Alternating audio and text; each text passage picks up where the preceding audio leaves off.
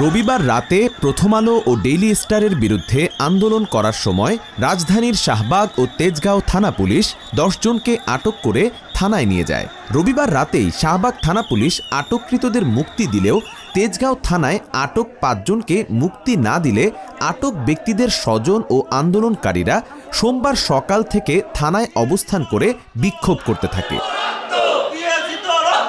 বেলা বাড়ার সাথে সাথে বিষয়টি ছড়িয়ে পড়লে সাধারণ মানুষ থানার সামনে জড়ো হয়ে বিভিন্ন স্লোগান দিয়ে আটককৃতদের মুক্তির দাবি করে। সে সময় সাংবাদিক ইলিয়াস হোসাইন তার ফেসবুক ও ইউটিউব লাইভে যুক্ত হয়ে সকলকে তেজগাঁও থানায় যাওয়ার আহ্বান করলে সাধারণ মানুষের ভিড় বাড়তে থাকে।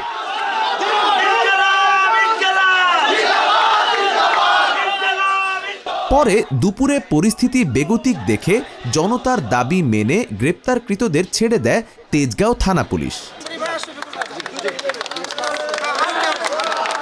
সে সময় মুক্তি পাওয়া ছাত্র জনতাদের নিয়ে আনন্দ মিছিল করে আন্দোলনকারীরা। বাংলা এডিশনকে আন্দোলনকারীরা জানান, প্রথম আলো ও ডেইলি স্টারের বিরুদ্ধে তাদের সংগ্রাম অব্যাহত থাকবে। এখানে অনেক পুলিশ সদস্য আছে যারা অত্যন্ত অ্যাগ্রেসিভ আচরণ করছে।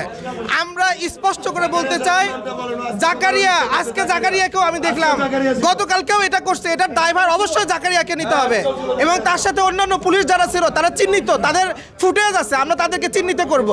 আমরা স্পষ্ট করে বলতেছি, বাংলাদেশে হাসিনার কোনো পুলিশ আর থাকবে না। তাদেরকে এটা জবাব দিতে হবে, বিচারের আওতায় আনতেই হবে। আমাদের এই আন্দোলন থামবে না, থামবে না। তাদের উপর আমাদের মোটেও আস্থা নেই, সেজন্য তারা সেনাবাহিনীকে নিয়ে আসছে। সেনাবাহিনীকে আমরা বললাম, আপনারা অন্যায় ফাঁদে পা দিবেন না। আলহামদুলিল্লাহ সেনাবাহিনী ভাইদেরকে ধন্যবাদ, তারা বিষয়টা বুঝতে পেরেছে যে পুলিশ প্রশাসনের লোকেরা অন্যায় করতেছে। সেনাবাহিনী তখন চলে গেছে, আমরা এখানে আছি। আমাদের একটাই কথা, যাদেরকে এখানে অন্যায়ভাবে আটকে রাখা হয়েছে তাদেরকে কোনোভাবে আমরা কোর্টে নিতে দেব না। যে সবচেয়ে সেরা জীব গরু যে খেতে চায়, সে সবচেয়ে নিম্ন প্রজাতির প্রাণী। নাউজুবিল্লাহ, নাউজুবিল্লাহ। প্রথম আলোর কার্টুন, নাউজুবিল্লাহ। তাহলে এরা এই দেশের 18 কোটি মুসলমানকে বলতেছে যে আমরা সবচেয়ে নিম্ন প্রজাতির প্রাণী। তারা কোনো রকম কোনো ওয়ারেন্ট ছাড়া এদেরকে অ্যারেস্ট দেখাচ্ছে এবং তারা চাচ্ছে একাধিক মামলায় এই ভাইদেরকে অ্যারেস্ট করে কোর্টে নিয়ে যাওয়ার জন্য। আমরা সেটার এগেইনস্টে আমরা প্রতিবাদ করছি।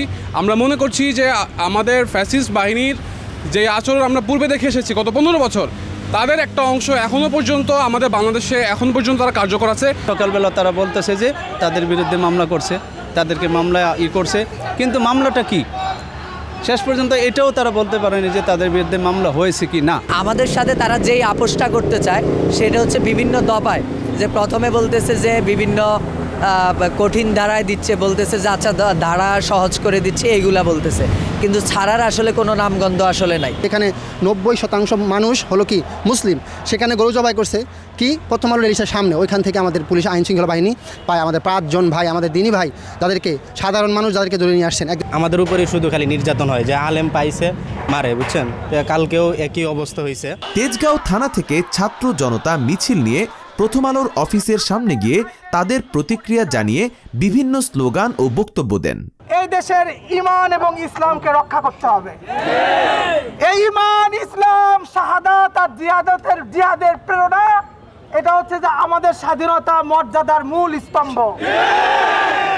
যারা এই দেশের বিরুদ্ধে ষড়যন্ত্র করে যাচ্ছে, দালালি করে যাচ্ছে, ভারতীয় আধিপত্যবাদ টিকিয়ে রাখছে, স্বৈরাচারের দালাল হিসেবে কাজ করে যাচ্ছে, আমরা তাদের কবল থেকে এই দেশকে মুক্ত করে যাব ইনশাআল্লাহ। বাংলাদেশের যত সমস্যা আছে, বাংলাদেশের ভিতরে যত সমস্যা চলতেছে বর্তমানে, পলিটিক্যালি বলেন, জিওলজিক্যালি বলেন, যত সমস্যা চলতেছে সবকিছুর পিছনের মাস্টারমাইন্ড, ডিপ স্টেটের মাস্টারমাইন্ড হলো প্রথম আলো ডেইলি স্টার।